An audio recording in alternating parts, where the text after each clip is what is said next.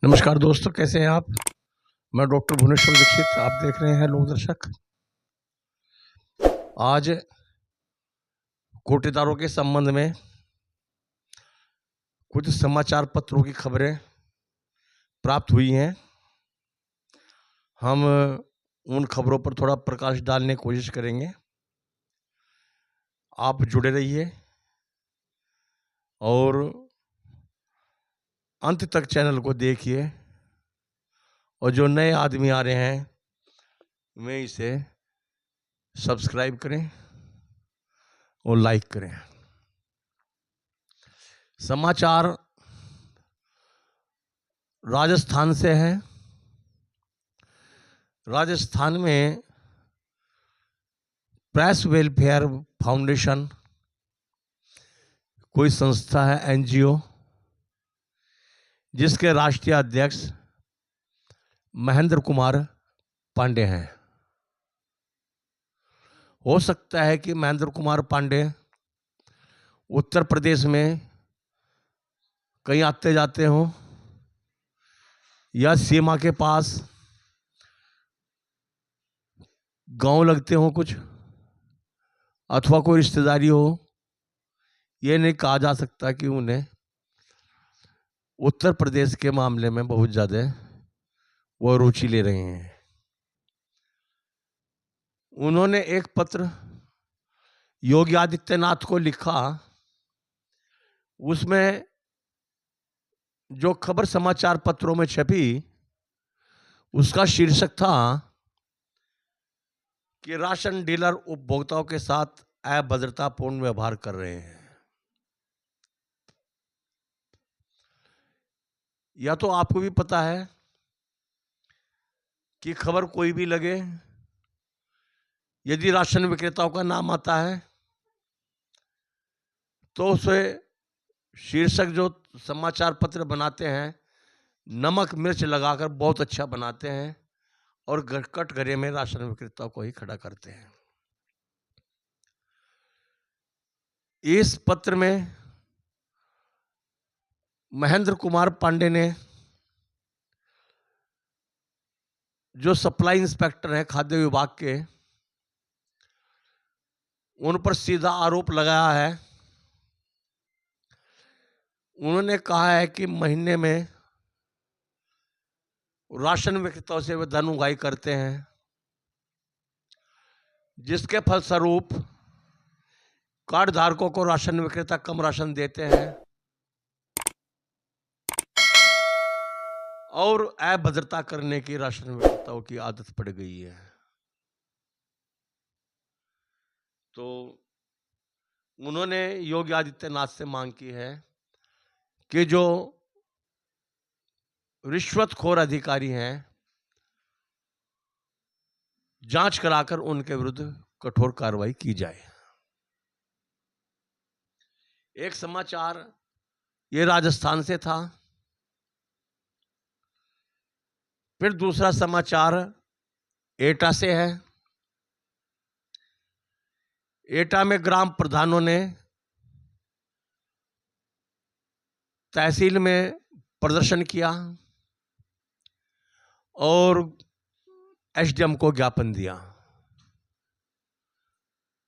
जो वो मुख्यमंत्री के संबोधित था। उन्होंने पहले तो मांग ये कि उन्हें शस्त्र लाइसेंस दिए जाएं, बीडीसी को शस्त्र लाइसेंस दिए जाएं, प्रधानों को शस्त्र लाइसेंस दिए जाएं। और दूसरी मांग उनकी कोटेदारों, आंगनवाड़ी, आशा वर्कर्स और जो शिक्षक हैं उनके संबंध में थी। उन्होंने ज्ञापन में कहा है कि उनकी पंचायत में पढ़ने वाले जो भी सरकारी तंत्र से जुड़े हुए लोग हैं उनके खिलाफ कार्रवाई करने का उनका अधिकार होना चाहिए। उनकी उपस्थिति की जांच करने का अधिकार ग्राम प्रधानों को होना चाहिए। तो इस प्रकार ये ग्राम प्रधान भी चाह रहे हैं कि हम कोटेदारों के ऊपर और आंगनवाड़ियों के ऊपर एक अधिकारी बन जाएं।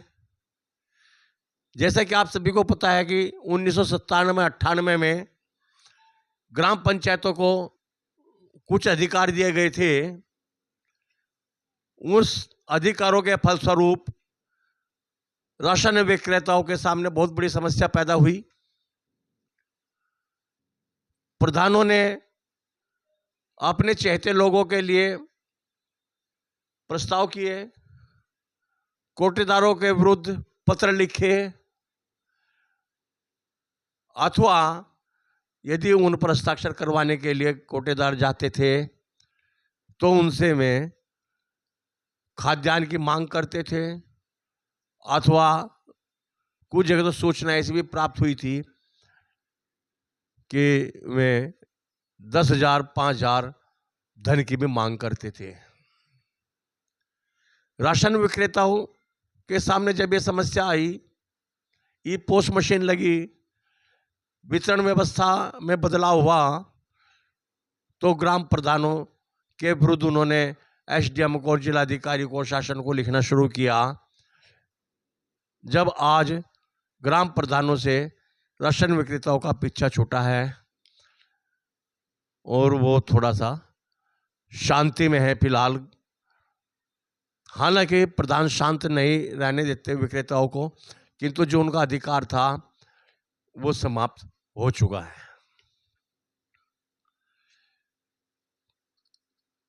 अगले समाचार ये है कि मुरादाबाद में, जैसा कि आपको पता है कि खाद्यान्न घोटाला हुआ 3,000 कुंतल का, जिसमें भाजपा नेता के पिताजी ठेकेदार थे।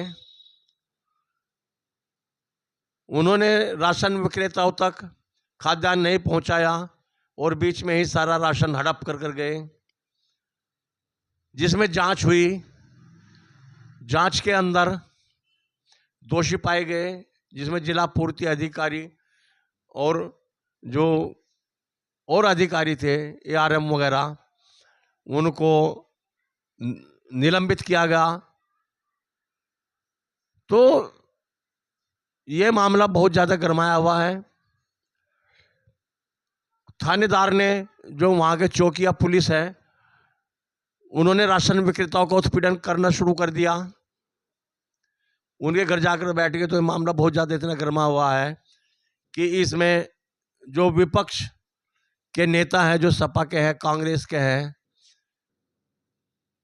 तो वो इसमें कूद पड़े हैं राशन विक्रेताओं की ओर से, और इसमें और ज़्यादा कार्रवाई की मांग कर रहे हैं। ये मामला बहुत ज़्यादा गरमाया हुआ है मुरादाबाद में।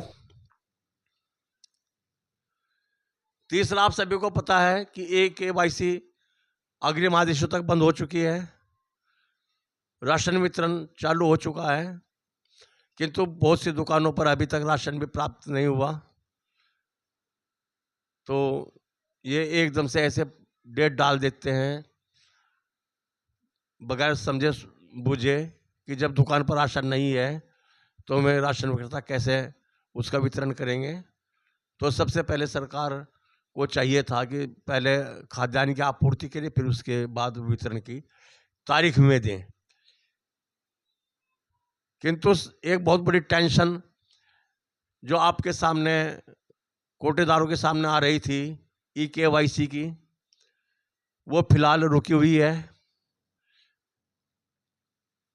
KYC बीच में कुछ लोगों ने करनी शुरू की, जिसके नतीजे ये आए कि एक महिला, जो आपने देखी होगी, बद्दी गाड़ियाँ राशन विक्रेताओं को दे रही है, नेताओं को दे रही है।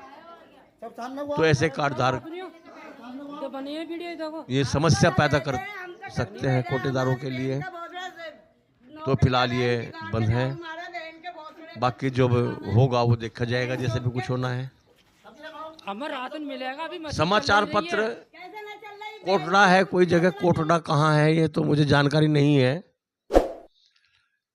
एक समाचार उसमें छपा है कि राशन कार्डों के अंदर कुत्तों के नाम थे। किसी कार्ड धारक ने उसमें सदस्यों के नाम की जगह कुत्तों के नाम लिखवा दिए, जिसमें मोती, जोनी, जैकी, भूरा, भूरिया आदि ऐसे नाम लिखवाए। किंतु जब उनके आधार कार्ड मांगे गए तो वे आधार कार्ड पशुओं के जो होने तो संभव नहीं है। तो फिर ये पोल खुली और वो समाचार पत्र पूरा सुर्खियां बने रहा कि राशन कार्ड में कुत्तों के भी नाम हैं। तो मित्रों, आज की जो ये सूचना हमारे पास थी आप तक दे दी।